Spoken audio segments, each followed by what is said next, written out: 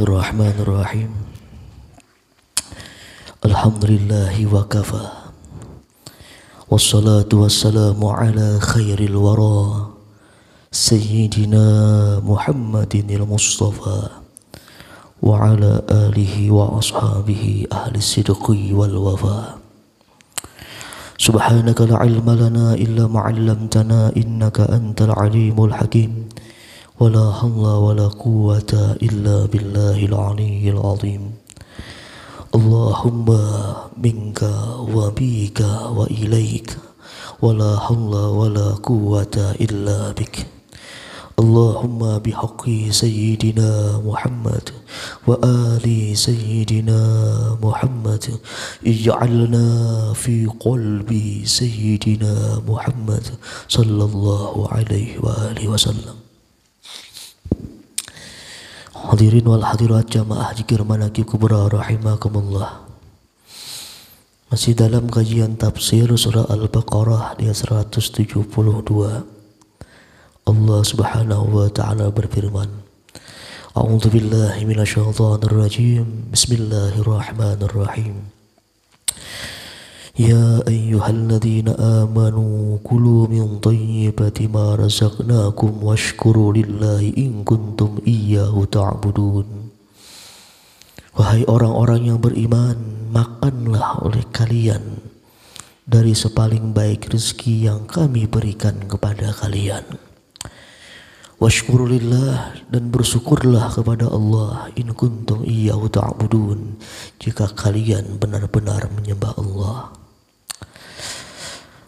Hadirin wal hadirat jamaah zikir manaqib kubra rahimakumullah. Alhamdulillah, di minggu yang kemarin kita sudah membahas apa makna halal dan apa makna thayyib. Dan insya Allah dalam kesempatan kali ini yang akan kita kupas tentang perihal makanan menurut pandangan agama. Hadirin wal hadirat jamaah zikir manaqib kubra rahimakumullah. Imamul Ghazali rahimahullah, beliau itu pernah mengutip perkataan daripada salafus salih. Apa kata Imam Ghazali? Innal aqla minaddin. Sesungguhnya perkara makanan itu bagian daripada agama. Perkara makanan, aktivitas makanan itu termasuk dari bagian agama. Karena itulah Allah Subhanahu wa taala menjagakan kita, memberikan kita perhatian dengan firman-Nya, kulu min thayyibat. Makanlah oleh kalian dari segala sesuatu yang baik.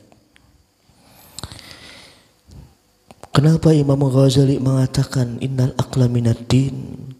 Sesungguhnya makanan itu, perkara makanan, aktivitas makanan daripada agama. Karena ada sebagian orang yang menganggap remeh hal demikian. Dianggapnya sesuatu yang mubah, yang biasa-biasa saja. Padahal aktivitas makanan ini termasuk dalam kategori agama kita.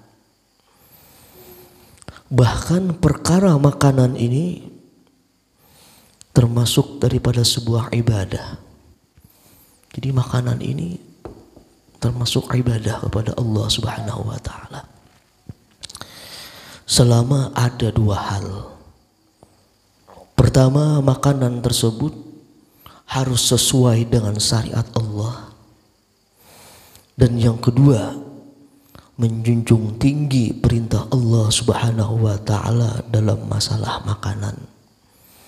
Karena Allah itu tidak sedikit mengatakan fakulu, kulu, makanlah olehmu. Fakulu, kata Allah, makanlah olehmu. Banyak di Quran itu yang mengatakan kulu, makanlah oleh kalian. Banyak, bukan hanya di Al-Baqarah 172. Al-Baqarah 168 pun demikian. Fakulu mimma fil ardi halalan thayyiba. Al-Baqarah 168. Makanlah dari sesuatu di bumi dengan halal dan juga thayyib. Banyak di Quran yang Allah katakan kulu. Al-Baqarah 168. Ada juga di An-Nahl 114. Fakulu mimma razaqakumullah. Fakulu mimma razaqakum. Makanlah kalian mimma razaqakum, dari sesuatu yang Allah beri rezeki kalian. Al-Maidah ayat keempat pun demikian. Surah Thaha ayat 81 pun demikian. Banyak di Quran yang semuanya mengatakan apa? Kulu, makanlah oleh kalian. Jadi ketika kita mau makan, ingatkan dua hal. Pertama, makanan itu harus sesuai dengan syariat Allah. Dan yang kedua, menjunjung tinggi perintah Allah. Karena Allah menyuruh kita untuk memakan makanan yang halal lagi thayyib. Dua hal, agar makanan kita itu bukan lagi menjadi sesuatu yang mubah, namun menjadi ibadah. Niatkan karena menjunjung tinggi perintah Allah. Dan yang kedua, sesuaikan makanan kita dengan halal lagi thayyib, sesuai syariat Allah Subhanahu wa ta'ala. Hadirin wal hadirat jamaah zikir manaqib kubra rahimakumullah. Ada salah seorang dokter dari Malaysia.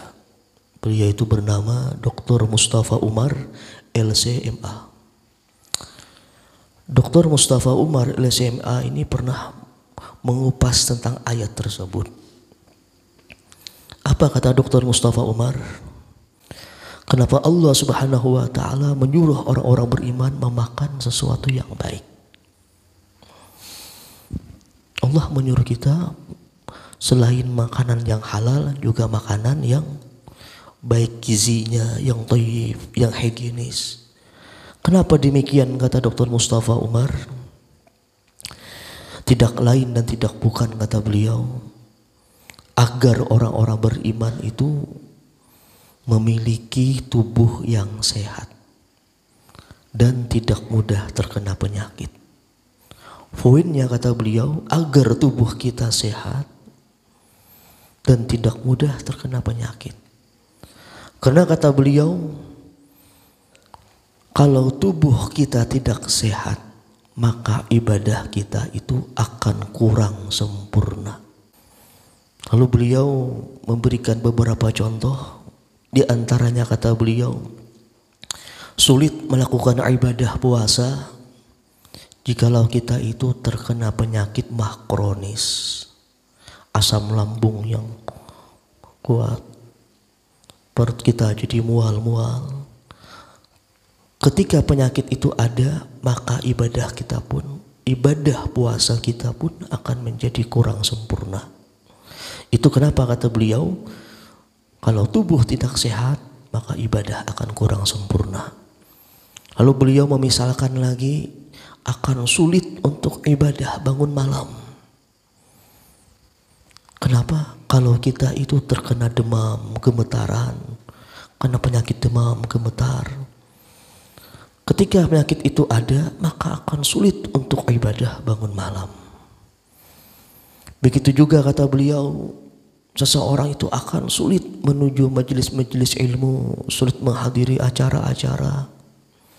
Kalau apa, di tubuhnya itu terkena penyakit rematik, asam urat, dan lain sebagainya. Mengakibatkan ibadah-ibadah hal kebaikan akan menjadi kurang sempurna kalau tidak sehat tubuh kita.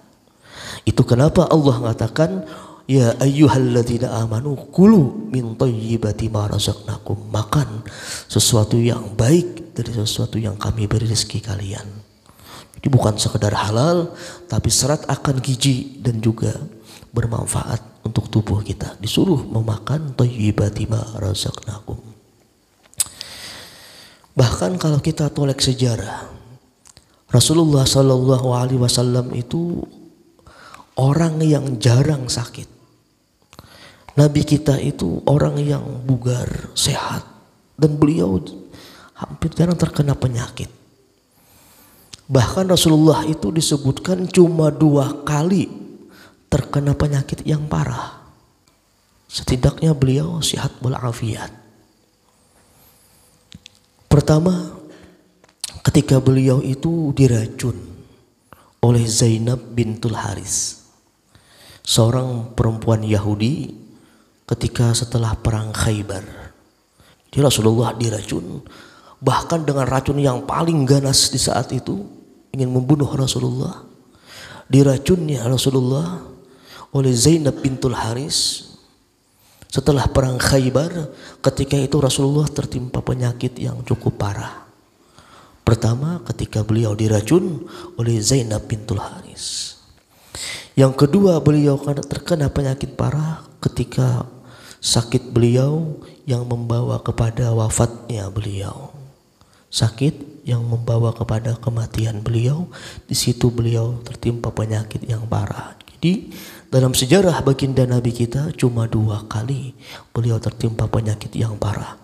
Beliau sehat, bugar, dan beliau itu semangatnya luar biasa sehingga beliau Allah jauhkan daripada segala macam penyakit di dalam tubuhnya. Hadirin wal hadirat jamaah dikiraman akif kubra rahimakumullah. Syekh Muhammad Khairur Rahman Al-Mahfani dalam salah satu kitab beliau menyebutkan ada beberapa resep kenapa Rasulullah Sallallahu Alaihi Wasallam itu Allah berikan kesehatan. Pertama, kata Syekh Muhammad Khairur Rahman Al-Mahfani, Rasulullah itu kenapa Allah berikan kesehatan, sehat, bugar, tidak gampang kena penyakit? Karena beliau itu bangun sebelum azan subuh. Rasulullah itu bangun sebelum azan subuh, beliau sudah bangun. Karena ketika itu udara masih bagus, jauh daripada polusi, udara masih segar, fresh, dan jauh dari berbagai macam polusi. Di saat itulah beliau bangun, beliau menghirup udara segar. Ini salah satu resepnya, kata beliau, Allah Subhanahu wa Ta'ala memberikan Rasulullah itu kesehatan. Lalu yang kedua, kata Syekh Muhammad Khairur Rahman Al-Mahfani, resep Rasulullah itu sehat, beliau itu selalu menjaga kebersihan, baik kebersihan pakaian, lingkungan, terutama diri beliau sendiri. Beliau sering cuci tangan sebelum makan, bahkan beliau itu makan sering dalam keadaan berwudu. Ini merupakan salah satu resep sehatnya Rasulullah Sallallahu Alaihi Wasallam. Lalu yang ketiga, kata Syekh Muhammad Khairur Rahman, resep sehatnya Rasulullah itu beliau itu selalu menjaga pola makan yang sehat dan bergizi. Beliau menjaga pola makan yang sehat dan bergizi. Di antara pola makan beliau, beliau tidak akan makan sebelum benar-benar lapar dan berhenti makan sebelum kenyang. Di pola makan beliau demikian, beliau tidak makan sebelum benar-benar lapar dan berhenti makan sebelum kenyang. Ini pola makan sehatnya Rasulullah Sallallahu Alaihi Wasallam. Lalu yang keempat, kata Syekh Muhammad Khairur Rahman, resep sehat Rasulullah itu beliau menghindari segala makanan, minuman, obat-obatan yang merusak tubuh. Beliau menghindari hal demikian. Makanan, minuman, atau obat-obatan yang dosisnya tinggi, yang keras, yang bisa merusak tubuh, beliau hindari hal demikian. Lalu yang kelima, kata Syekh Muhammad Khairur Rahman, salah satu resep sehatnya Rasulullah itu beliau itu selalu bersilaturahmi. Selalu bersilaturahmi. Karena dalam hadis riwayat Imam Bukhari dan Muslim, Rasulullah itu pernah bersabda, barang siapa ingin Allah luaskan rezekinya, Allah berkahkan rezekinya, dan Allah panjangkan umurnya, falyasil rahimahu, hendaklah dia menghubungi keluarganya, falyasil rahimahu, disuruh silaturahmi. Ini salah satu penyebab beliau sehat.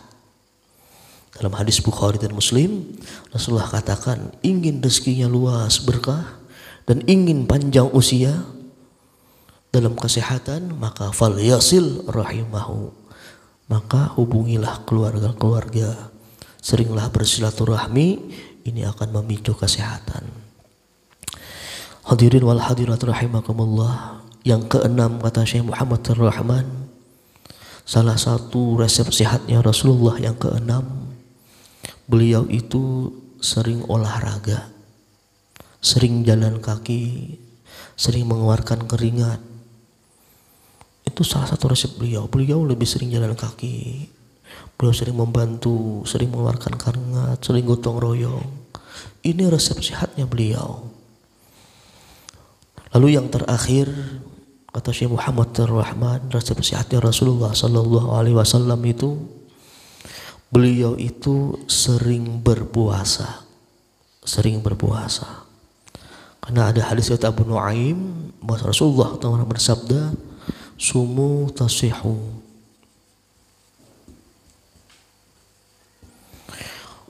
Berpuasalah oleh kalian, niscaya kalian sehat. Jadi 7 resep ini, kata Syekh Muhammad Ar-Rahman Al-Mahfani, kenapa beliau itu Allah jauhkan segala berbagai macam penyakit, Allah berikan beliau kesehatan, kebugaran, dan lain sebagainya, dikarenakan beliau menjaga 7 macam hal ini. 7 macam hal ini yang selalu beliau istiqomahkan, beliau selalu jalankan, sehingga Allah Subhanahu wa Ta'ala memberikan beliau penyakit yang parah cuma 2 kali dalam hidupnya. Itu ketika diracun oleh Zainab bintul Haris, dan ketika sakit beliau yang membawa ke wafat beliau. Hadirin wal hadirat jamaah zikir manaqib kubra rahimakumullah. Ada kepercayaan sebelum Islam, tepatnya di negeri India. Jadi ada sebuah kepercayaan sebelum adanya Islam, tepatnya di sebuah negeri di India, bahwa barang siapa ingin memiliki nilai rohani yang tinggi, maka hendaklah dia memakan makanan yang tidak bergizi.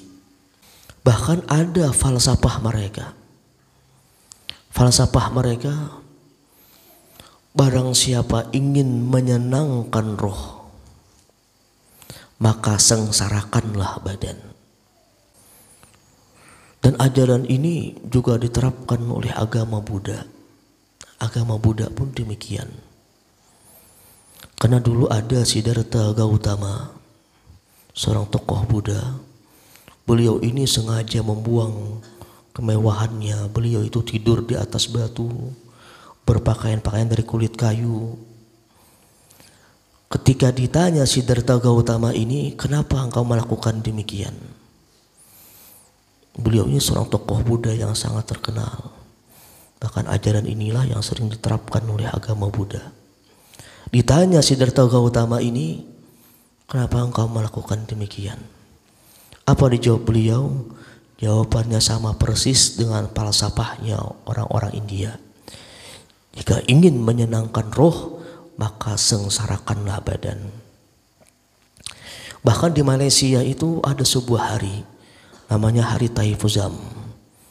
Di sebuah Hari Taifuzam ini di Malaysia, orang-orang itu melukai dirinya.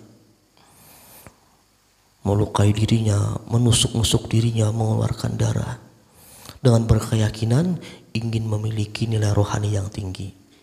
Ada satu hari di Malaysia, namanya Hari Taifuzam. Ajaran-ajaran ini sangat berbeda dengan ajaran agama Islam. Kalau agama Islam, ajaran agama Islam ini mengajarkan kita keseimbangan antara menjaga roh dan juga menjaga badan. Islam mengajarkan keseimbangan agar kita itu menjaga roh dan juga menjaga badan. Namun dengan catatan, kita diperbolehkan memakan makanan yang lezat, makanan-makanan yang bergizi, yang sehat. Namun dengan catatan firman Allah Subhanahu wa taala Al-A'raf ayat 31. Kulu washrabu wala tusrifu. Innahu la yuhibbul musrifin. Silahkan makan makanan yang enak, yang lezat, yang bergizi. Namun apa? Wala tusrifu. Jangan lampau batas. Innahu la yuhibbul musrifin. Allah tidak menyukai orang-orang yang lampau batas. Di agama kita, agama yang mengajarkan keseimbangan. Disuruh kita menjaga roh dan juga menjaga tubuh. Namun dengan catatan, jangan berkelebihan. Karena Allah tidak cinta orang-orang yang berkelebihan. Aku qauli hadza wa astaghfirullahalazim li wa lakum. Wa li muslimat bismillahirrahmanirrahim. Bismillahirrahmanirrahim.